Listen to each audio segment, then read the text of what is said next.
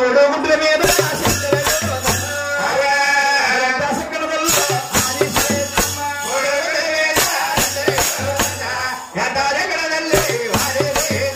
మూడు గుడ్లు పట్టుకుని అలిగిపోతుంది. అలిగిపోతుంటే కాళ్ళు దారిన గుడ్డు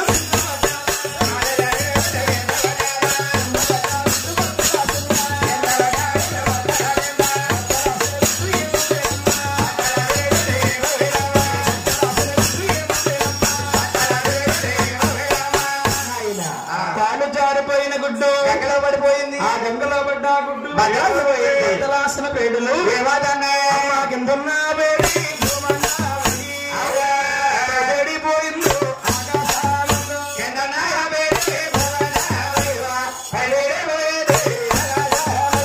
కిందన్న పేడి పైనున్న పేడి ఆకాశమయ్యింది. అన్నేన సంగమ సూర్యుడు సుందరుడు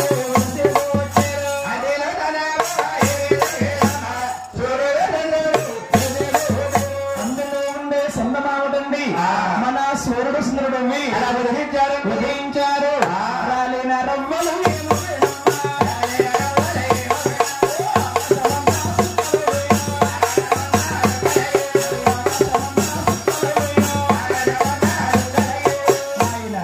రాలిపోయిన రవ్వలన్నీ కూడా ఆకాశానికి సుక్కల కింద ఏర్పడ్డాయి.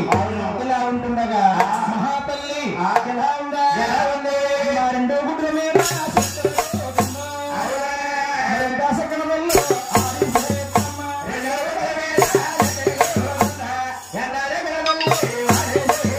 రెండు గుడ్లు పట్టుకుని అలిగిపోతుంటే రెండొక్క గుడ్డు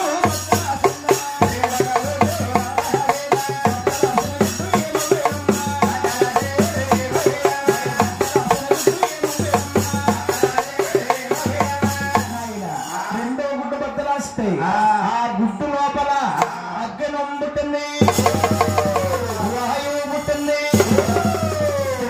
శ్రమలు పర్వతాల కింద మారిపోయి గంగై పాగుతుందా.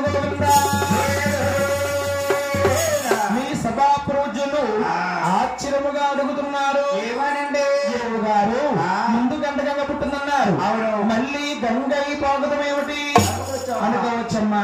మన భూదేవి కింద మన భూదేవి పైన మన భూదేవి తల్లి ఎటు చూసిన కోడుగుడ్డు ఆకారముగా ఉండిపోయింది. ఇలా ఉంటుండగా మహాతల్లి ఎలా ఉందా రెండో గుడ్ల మీద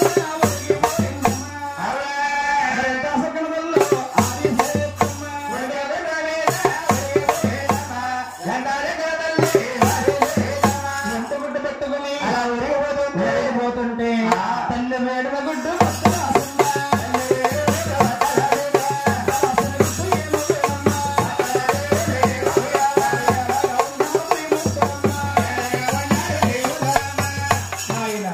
తల్లి వేడి తట్టుకోలేక గొల్లును బద్దలాసిపోయింది.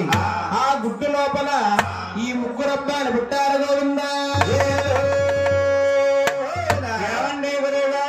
బాబు నా కోసం నా సందేశం అండి. సందేశం ఏమిటి బాబు? ఒకే గుడ్లో ఒకేసారి ముగ్గురు పుట్టారండి. అబ్బాయి కూడా గుడ్డు ఒకసారి చిలుకుంది. అవును, మరి 3 సార్లు వచ్చింది కదా.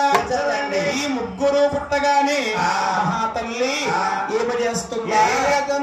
ఆవిడ నిమ్మ చెట్టులుగా